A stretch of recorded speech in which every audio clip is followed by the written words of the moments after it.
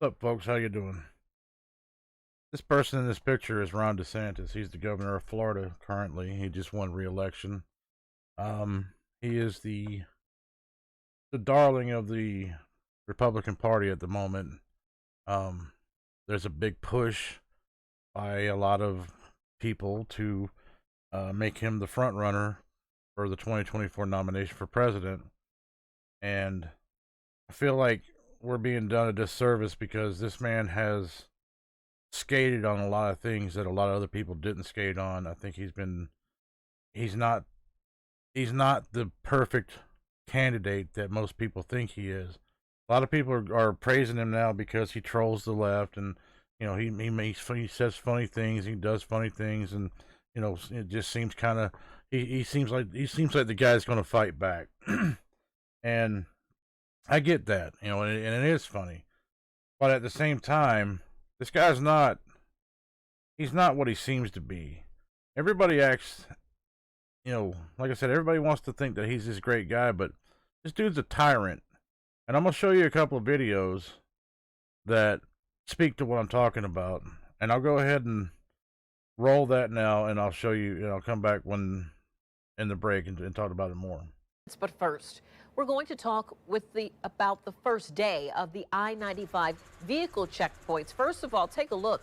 Our Sky 4 chopper, it flew over the Florida-Georgia border earlier this morning. The checkpoint caused traffic backups for miles. Governor Ron DeSantis ordered the screenings of drivers coming from different hotspots, COVID-19 hotspots specifically, like New York, New Jersey, and Connecticut.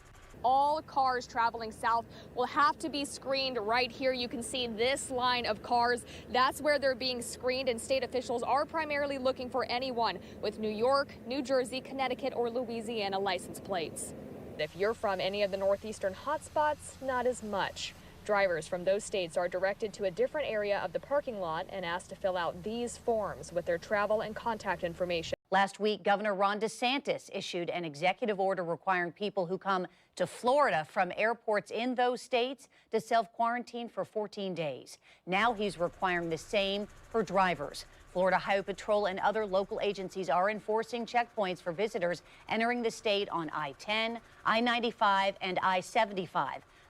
Anyone traveling from New York, New Jersey, Connecticut, and Louisiana will be required to isolate for 14 days after entering Florida. Anyone caught violating the isolation order could face up to 60 days in jail or a $500 fine. So Mr. DeSantis decided that he was going to shut down the border and have vehicles that came from the Northeast and Louisiana stopped, harassed, and forced to sign paperwork and whatnot under threat of being jailed and fined and all that. And this man seemed to get, he got away with all of it during COVID. Nobody acts like he was the bad guy, but this is the only state that I know of was doing it. He was the only one that I knew of that was doing it. Everybody talked about how he had it all open, and that's why Florida did so much better during COVID and all that stuff. I mean, even the left-hand media, the left-wing media was talking about how Florida was wide open during COVID, and that it's such a dangerous place. I mean, it depends on which side of the aisle you're on or which side of the bird you're on. That whether or not it's a good or a bad thing. The thing is, though, is that he didn't have Florida open. He closed it down and acted like a tyrant, and he violated people's civil liberties by forcing them to go through checkpoints and discriminated against people from certain states. And I have friends that thought it was funny because, finally people in cars were getting a taste of what truck drivers had to go through, but it's not right in any, under any circumstances. And I don't agree with this man doing what he did. And people want to sweep that under the rug, but then there's more. So I'll go ahead and roll that, and we'll come back and talk about that. Sunday, shots of a packed church went viral. You may be seated. Amen. By Monday, Pastor Rodney Howard Brown of the River at Tampa Bay Church had a warrant out for his arrest. Attorney Matthew Staver calls the arrest discriminatory and unconstitutional. You cannot look at this situation and say that it's being evenly enforced across the board. And as a sheriff's office, we would never impede someone's ability to lean on their religious beliefs as a means of comfort. Last night, I made a decision to seek an arrest warrant for the pastor of a local church who intentionally and repeatedly chose to disregard the orders set in place by our president, our governor, the CDC, and the Hillsborough County Emergency Policy Group. We received an anonymous tip that Pastor Dr. Ronald Howard Brown refused request to temporarily stop holding large gatherings at his church. Pastor Howard Brown's actions were a direct violation of Executive Order 20-5, which went into effect on March 20th, limiting gatherings, including faith-based gatherings, to less than 10 people. This pastor held not one, but two large services on Sunday, one at 9:30 a.m. and another at 7 p.m.